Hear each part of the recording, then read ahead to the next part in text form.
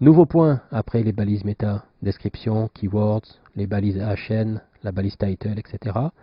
Les attributs alt des balises images, qui sont un point intéressant également en termes d'optimisation pour les moteurs.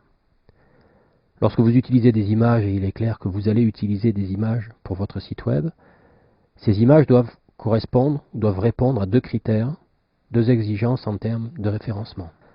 Premier critère, le nom des fichiers images doivent décrire ce que contient l'image. Les moteurs aujourd'hui ont encore beaucoup de mal à comprendre ce qui se trouve dans une image. Est-ce que c'est une voiture, est-ce que c'est une chaussure, est-ce que c'est un paysage, etc. Ils arrivent parfois à avoir des indications de couleur, ce type de choses, mais ils ne savent pas comprendre ce qu'il y a dans une image. Donc, il faut leur expliquer au travers du nom du fichier. Par exemple, voiture Peugeot 306 noir, pour une voiture. Pour un paysage, panorama touristique Alpes.jpg. Pour un chien, golden-retriever-bébé-6-moi.gif. On remarque d'ailleurs que le séparateur de mots dans les noms de fichiers doit être un tiret haut. On y reviendra, mais ça ne doit pas être un tiret bas, autrement appelé underscore. Donc c'est bien un tiret haut ici qui doit séparer les mots dans le nom du fichier. Logo-Stella, la marque d'une entreprise, chaussures si c'est un fabricant de chaussures.gif. Les images peuvent être au format JPEG.jpg, au format GIF.gif, au format PNG. Ce sont les trois formats les plus souvent utilisés et lus par les moteurs de recherche aujourd'hui.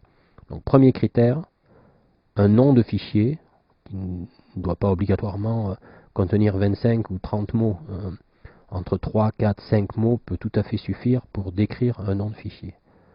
Ensuite, dans la balise image, il doit y avoir un attribut alt qui est utilisé pour, notamment sur certains navigateurs pour afficher une petite infobulle textuelle lorsqu'on passe la souris sur l'image, avec une balise image sous cette forme, IMG, balise image, SRC qui contient l'adresse de l'image, donc avec le nom du fichier image ici, et l'attribut alt égale sur quelques mots, souvent non accentués d'ailleurs, c'est un usage, à vendre Peugeot 306 noir année 2010.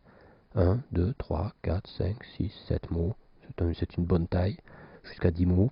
Le fait de le mettre en non accentué peut proposer justement une version non accentuée des mots. Difficile de mettre une version non accentuée d'un mot-clé à l'intérieur d'un texte dans une page, mais par contre dans un attribut alt, c'est tout à fait possible.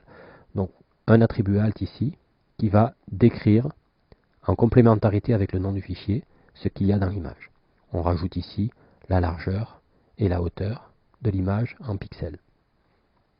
Un exemple de ce qu'il ne faut pas faire, ici, le site.com avec l'adresse du fichier image qui est 000.0610.00.jpg. Difficile de comprendre de quoi parle la page.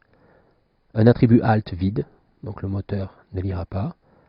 Et un autre attribut qui s'appelle title, qui sert à l'accessibilité mais qui n'est pas lu par les moteurs de recherche. Donc l'attribut title peut être rempli, mais il n'aidera pas le moteur à savoir de quoi parle la page. Un exemple bien meilleur, avec le nom du fichier plage-bora-bora.jpg, avec cette fois l'attribut alt qui est rempli, plage de Bora Bora 2010.